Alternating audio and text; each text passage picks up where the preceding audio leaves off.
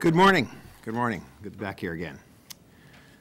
So last December, I released an annual greenhouse gas progress report in response to the government's Climate Change Action Plan report, CCAP we call it. Both reports were released during the United Nations Climate Change Conference in Copenhagen, and which produced somewhat disappointing and ambiguous results. In my report, I chastised the government for its projections that it would not meet its greenhouse gas targets for 2014 and 2020 based on their current greenhouse gas reduction initiatives. And I cautioned them not to place too much reliance on continental cap and trade as the solution to the problem.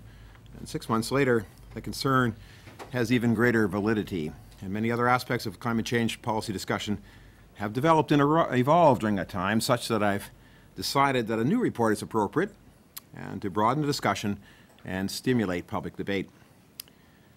A spring reporting date at this time of year gives me several months to digest and consider the government's annual report, so I've decided to move my annual greenhouse gas progress report to the spring of every year.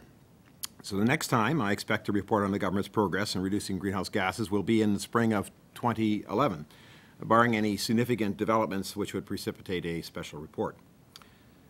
So now there are 5 policy areas discussed in this report where the government specifically and Ontario society more generally have to get talking and have to get moving on if Ontario is to address its climate change responsibilities. The first is to reconsider the targets the government set for its Climate Change Action Plan in 2007. Those targets were set at a time when the best scientific opinion was that the Earth could tolerate letting atmospheric carbon dioxide levels increase to 450 parts per million from their then level of 384 parts per million. But things have changed. A scientific consensus is now forming that 450 parts per million is much too high, and that we have to decrease the CO2 concentrations in the atmosphere far below their present levels of 390 parts per million.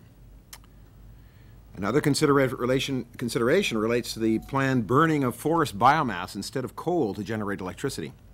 I have no problem with using biomass for energy, but the assumption of the Ontario Power Generation and the Ministry of Natural Resources are making is that the practice is carbon neutral, but it's just not that simple.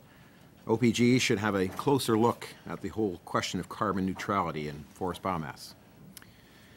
A third issue arises from the CCAP itself. We know that the government is pursuing various plans and initiatives it expects will reduce GHG emissions, but as yet we've not seen much in terms of quantification of those efforts.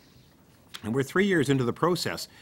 To be credible in the international forum, it's necessary to start setting up methods by which actual reductions can be measured and verified. We need to get on with this. Another somewhat controversial topic discussed in my report is road pricing. Notwithstanding the ability of those words to evoke public ire, we have to face up to the fact that the roads in the GTA are plugged. Millions more people are coming, and transportation emissions are the major source of GHGs in our society.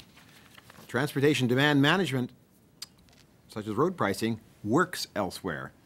We should take a serious look at all aspects of it. And finally, after years of debate, there's a broad concurrence, even in the business community, that it is absolutely necessary to put a price on carbon in our economy. So we have no consensus on how to do that. So this report begins an examination of the merit of both cap and trade and a carbon tax in hopes of prompting the government into an open public consultation and discussion of this important decision. Thank you. Any questions?